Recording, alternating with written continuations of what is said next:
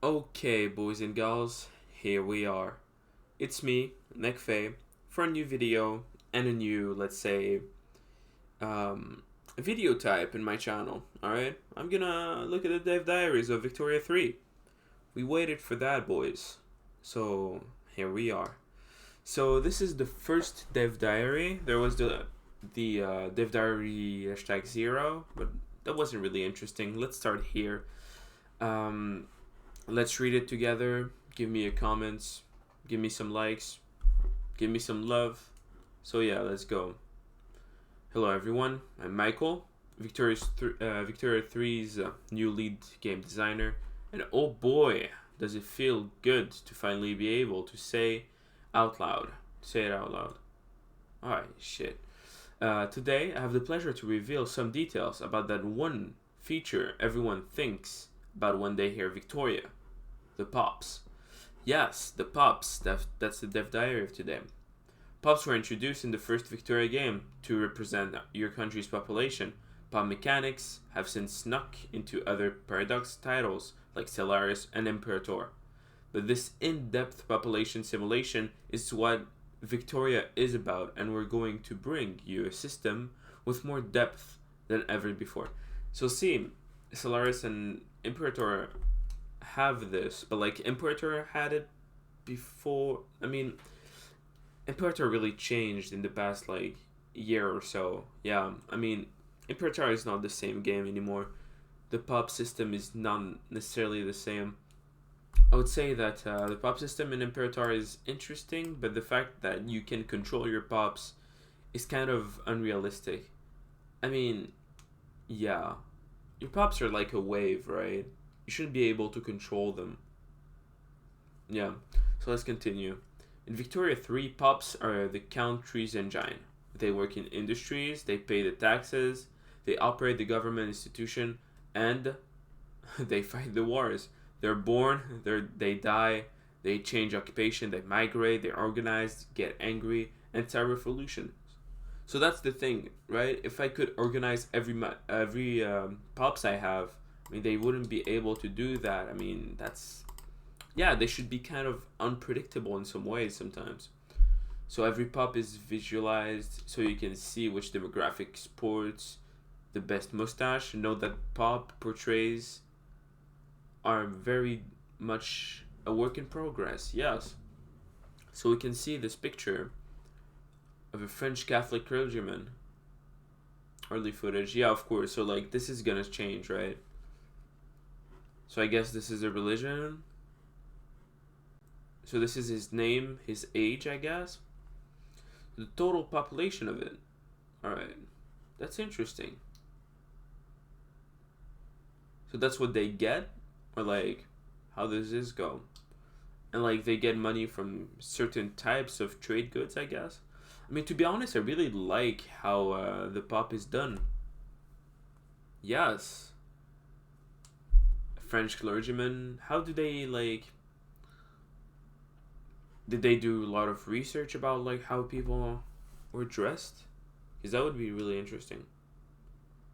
Oh my god, that's that's definitely something that I'm really excited about. I want to see that.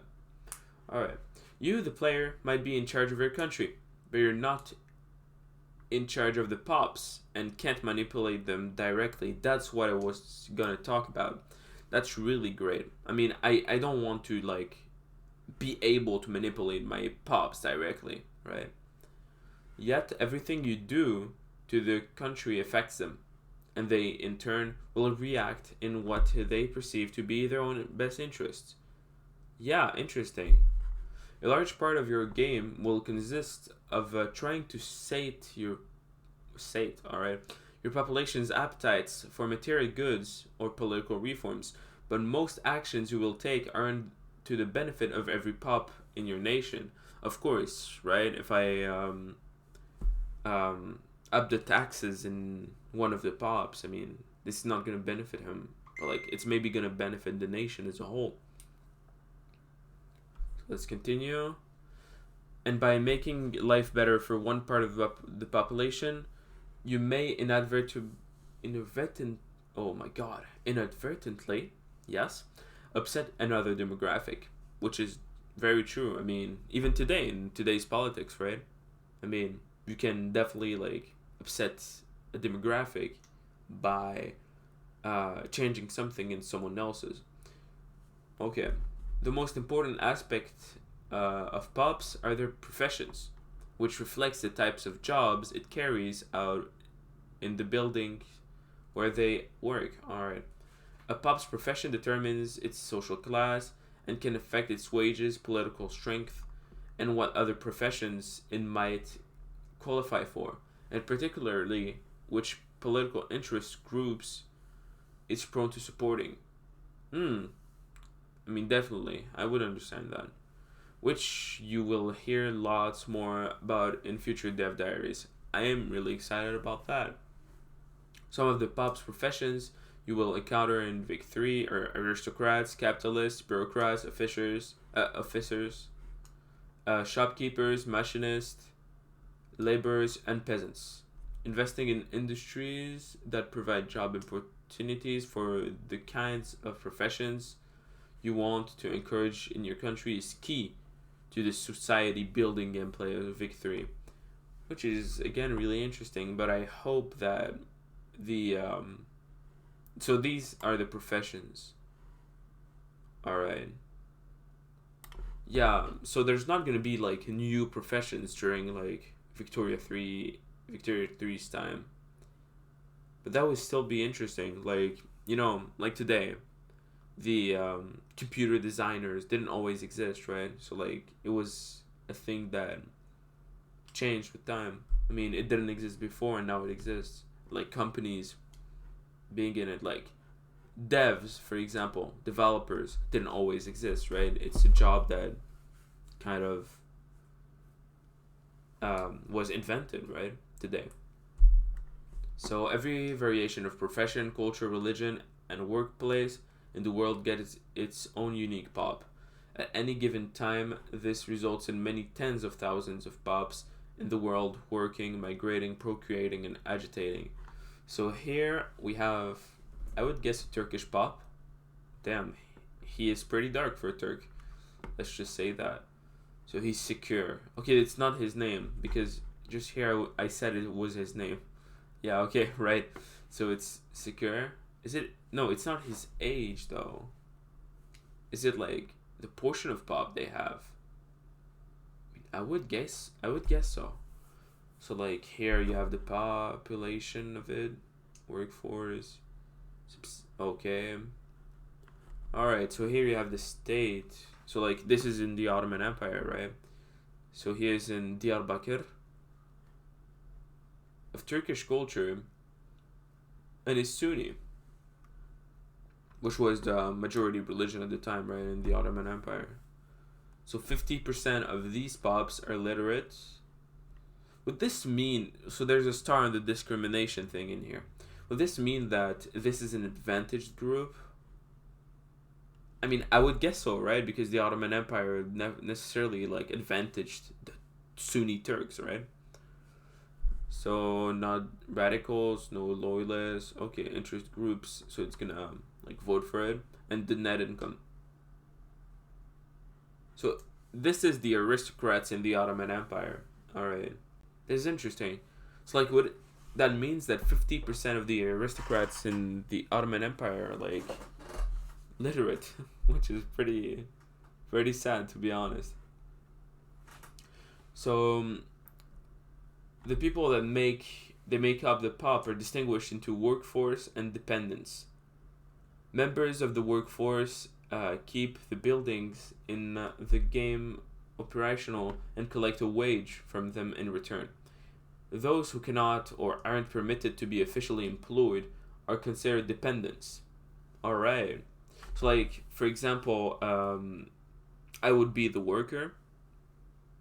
My wife would be a dependent, right? Because she can't work. And my kids as well. And would that mean that my parents as well, who are like too old, are my dependents? So like I must pay for them, right? They collect only a small income from odd job and government programs. Yeah, that's what I was talking about. Oh yeah, just to return here. So here like the population of aristocrats in the Ottoman Empire. So they're upper class, right? It's wealthy landowners, old money with old connections. As owners of farms and plantations, they contribute some of their profits to the investment pool. Their political interests are represented as the landowners. Alright, so like they support the local governors, 74.8%. Alright. The armed forces and the Sunni madrasas. So like the religious schools. Like there's 2.2% who are like other interest groups. Oh, pretty interesting. Alright, so let's continue, sorry. Laws affect who is included in each category. At game start, most countries do not accept women working and collecting a wage outside the home. Okay, outside that would be interesting to see if we can like change that with time. But by so we can. But by reforming laws governing the rights of women, more dependent pops will enter the workforce over time. Okay, so like you can augment your workforce. By abolishing child labor, the amount of income dependents bring home will decrease. Feels bad, man, but like understandable, yes. But will make it easier to educate your populace, increasing their overall literacy. Yeah, I mean definitely. Like the child will go to school instead of working. After a bloody war, many dependents of soldiers may be left without sufficient income, and you may decide to institute pensions to help your population recover. Alright, interesting. So, in short, nothing in your country runs without pops, and everything about your country affects those pops, who in turn provide new opportunities and challenges during your tumultuous journey through the Victorian era and beyond. I have so much more to say. This is not me talking, it's him. But that is all for this week. You will hear much more from me in future Dev Diaries. Next week, Martin will return to explain something quite central to the game: capacities. Quite interesting. Yes. Alright. So the pops are definitely like something really interesting about like the Victorian Victoria, like would be like 1, 2, and 3, right? And like maybe other Victorias in the future. So like it's interesting to see what they have done, like what is to do, of course. I'm definitely excited to see like how the game is gonna go. And yeah, I mean, let's see what can we see the comments. Yay, Pog. Alright, so I think it's enough social media for me today because, oh my god, that's the 2 first comments. Fuck this. Yeah, well, that was an interesting video. I'm gonna continue doing like the Dev Diaries. Please comment, subscribe, like, tell me what you think about like this Victoria 3 start, and what do you think is gonna happen in the future, maybe in the next Dev Diaries, and what do you hope, of course, about the game, because I know that there is a lot of people liking that like this game. So it's Nick Face signing off. See ya, boys.